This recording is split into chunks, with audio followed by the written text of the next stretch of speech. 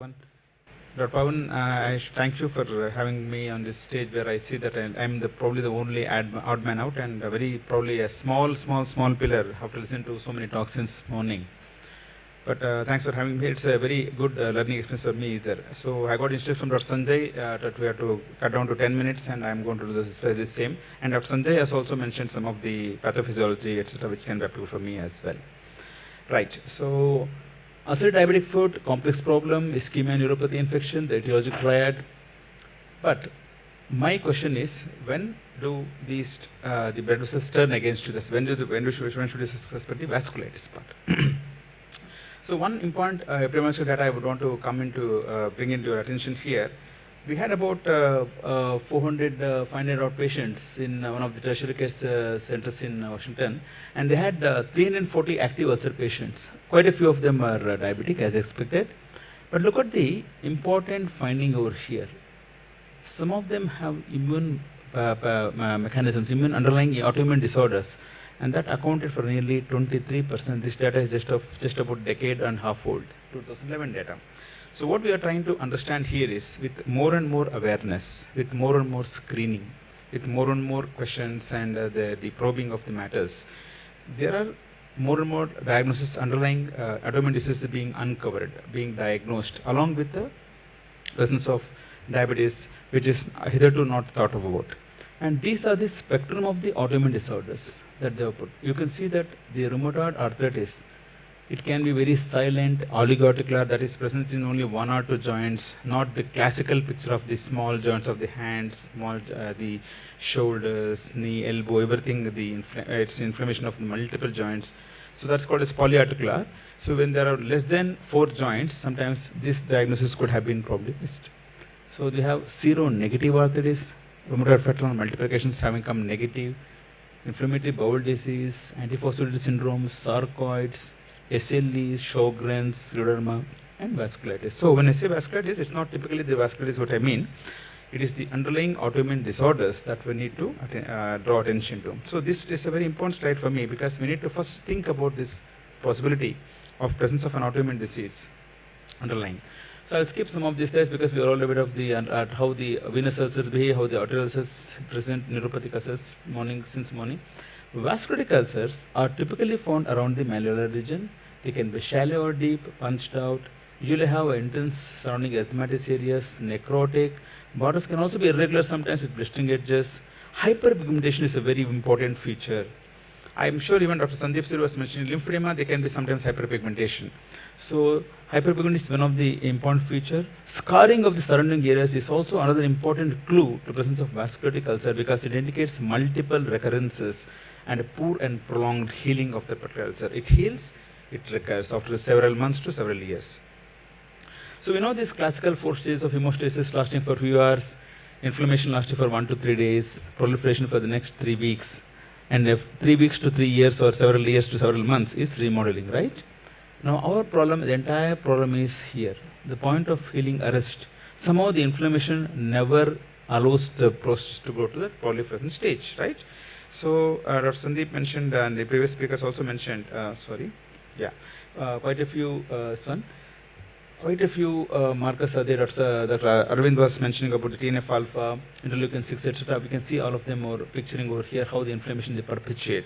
Some of them we have found antagonists to them in the form of biologicals. Somehow this pro-inflammatory state is carried on, right? Through the cells, like Dr. Sarip was mentioning about the macrophages. Then we have the fibroblasts. So these are some of the key cells which somehow perpetuate along with the other mediators to set up this perfect recipe to the diabetic ulcer to eventually undergo an amputation. Our idea is to enter to CC some of them whether they can be autoimmune and can be prevented at this stage itself, right? Now, so the entire attention comes to this presence of the systemic inflammation. In a diabetic vasculopathy of micro and muscular injury, there can be endothelial dysfunction, thrombogenic conditions, hormonal variations, altered vascular tone, etc. Systemic inflammation is the hallmark of autoimmune disorders. That's what we are trying to look here today in this talk. So when you come to autoimmune causes of the leg ulceration, As you can see in the first point itself is rheumatoid arthritis. We usually don't think of it. We think of vasculitis means we think of usually the ANCA-associated vasculitis, that is the Vaginus, Church, etc. They are also there, obviously, necrotic pan is one, and the antiphospholipid syndrome, and also the cryoglobulic vasculitis, etc. Many of them are there. I'll try to give a little bit of background and some few points about how to gather information and how not to miss probable signs of symptoms and signs of presence of a rheumatic disease underlying in a patient who is in a diabetic clinic. Right. This is an important slide. This is a patient of, this is in an age group of 30 to 50 to 60. You can see 10 to 12% of them, they do give musculoskeletal symptoms. MSC means musculoskeletal complaints. They do give body pains, joint pains, shoulder pains, neck pain, commonly we tell. So what we have to understand is, it is, as you see here, in a diabetic who is indicated in the black bars over here, and a non-diabetic patient, it is, in a non-diabetic patient is indicated in the black bars, and a diabetic patient is indicated in the gray bars. You can see that it is almost nearly doubled up in late 30s to 40s, 40s to 50s, and 50s to 90s, because this is more of degenerative changes. In a significant proportion of diabetic patients do have musculoskeletal complaints as compared to non-diabetics in a very healthy age and young age of 30s and 40s. Is an important point we need to understand, and probably not ignore their complaints. So probably it can be underlying rheumatoid with early morning stiffness, systemic. So we have to ask only very few questions and see, just inspect their, just in addition to inspecting their feet, which are this is the focus of the entire conference, probably look at their hands as well. It can be osteoarthritis, or it can be the rheumatoid classical, or it is just, if it is a back pain, like it's as in this case, is it this back pain and inflammatory back pain? What is inflammatory back pain? Inflammatory back pain is insidious onset, pain at night, age less than 40, improvement with exercise, no improvement with rest.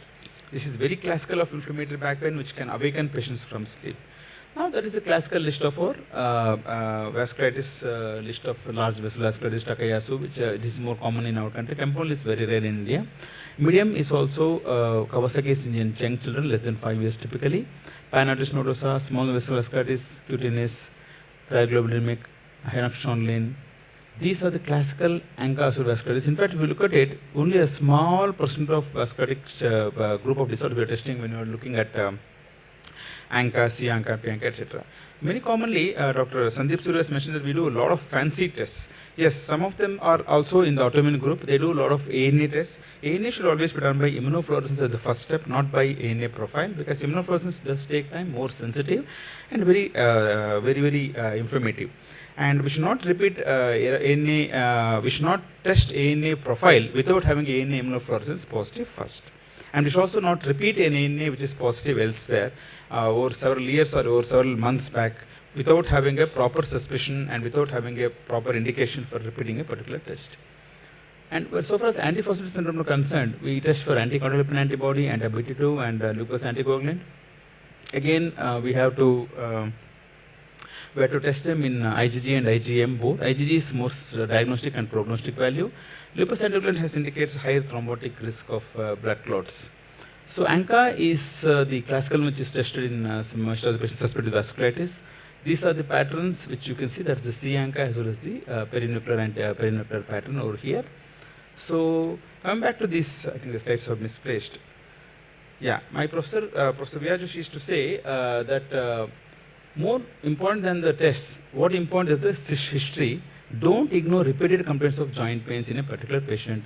Be alert if the patient says there was some or mild swelling of a particular joint, especially when there is no correlating obvious injury or trauma to a particular joint.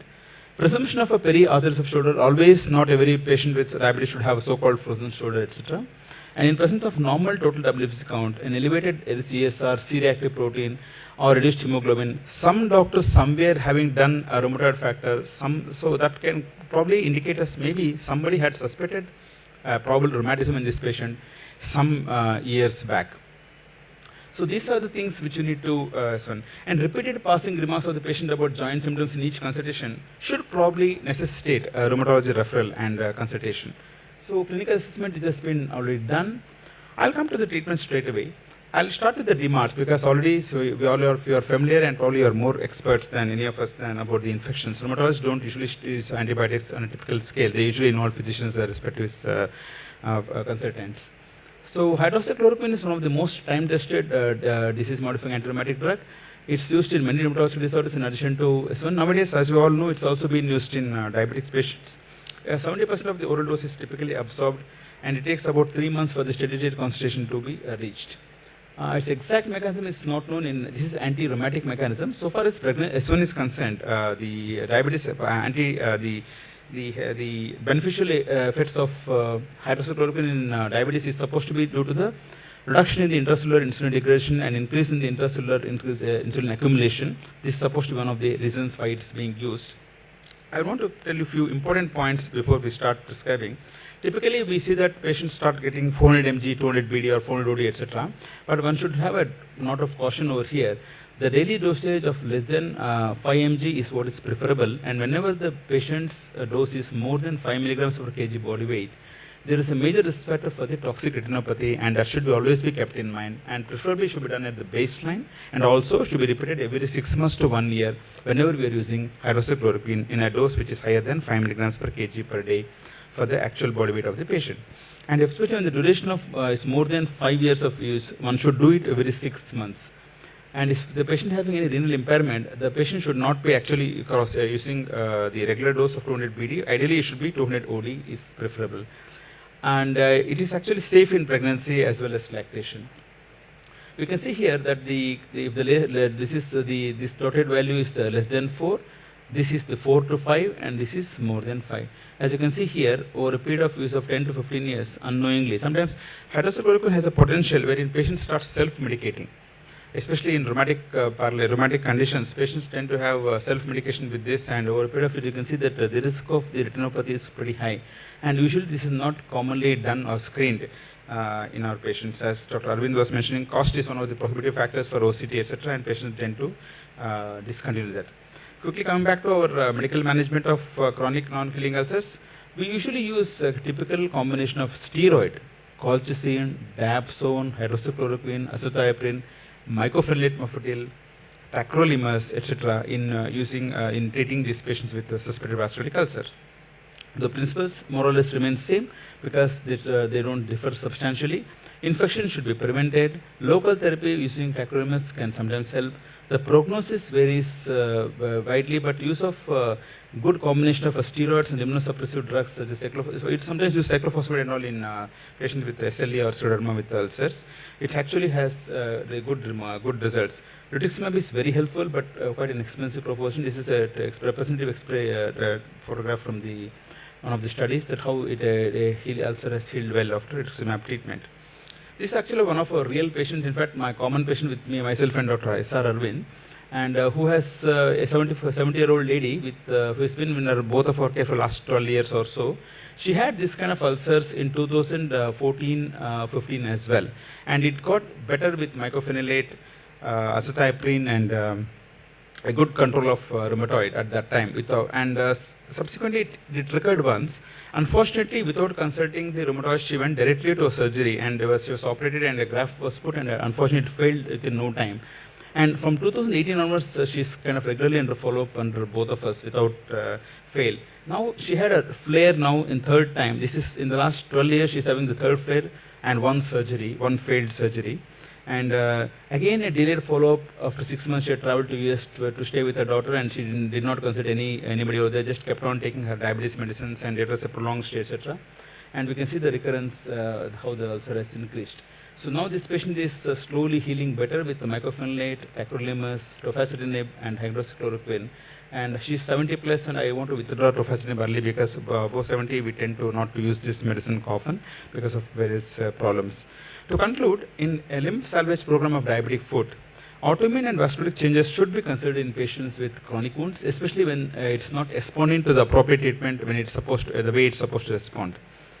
And in this multidisciplinary approach, probably collaboration with rheumatologists may help in allowing the investigations to go in a proper order and to look for underlying systematic rheumatic diseases. Sometimes, because as I was mentioning, if somebody does ANA profile first, and if all the list of the antibodies come negative, one should not presume that there is no autoimmune disease, because many times the clues are obtained on examination, and by testing the ANA in different methods like immunofluorescence, the test can still come positive. Anyway, thank you for your kind attention. I thank Dr. Pawan for having invited me over here, and I wish all the best with the next of the conference.